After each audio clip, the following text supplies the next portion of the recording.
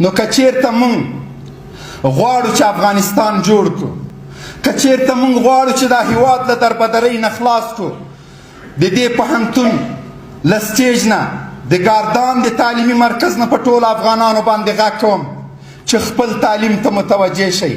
یو ملت مه ضایع کوئ.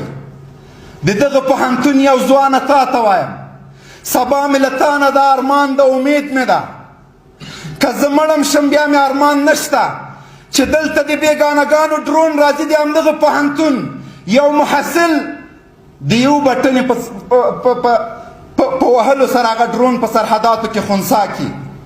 سبا دې هېواد ته اشغالګر راځي، د دې پوهنتون شاګرده تا ته وایم زه دې ته مجبوره نشم چې واسکټ د خپل دفاع دپاره واغوندم. دا د کمزورۍ تر ټولو وروستی حد ده چې یو افغان خپل د دښمن د ماتولو دپاره په 10 ټنه باروتو د پاسه کینی. که موږ تعلیم کړی وای دا ځوان دې ته نه مجبوره کېده. ولې امریکا کلسټر او ډرون بمونه لري د کراچۍ او د پاکستان لاډونه په ما باندې راشارتوي؟ زه دلته بېبسه یم، ما او تا تعلیم ته توجه نه ده کړې. له دې وروسته به تعلیم کوو، هیواد به جوړوو، له همدغه پوهنتون او مدرسې نه به موږ ته انجینران او ساینسدانان راکوئ. دغه ارمان مو پوره کېدونکی ده.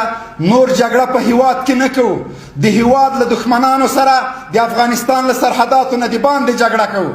السلام علیکم ورحمة الله وبرکاته. السلام عليكم ورحمة الله وبركاته.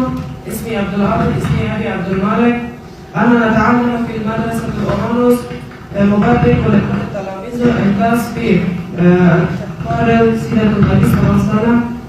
أنا أريد تقدم نشيدا في وصف رسول الله صلى الله عليه وآله وسلم.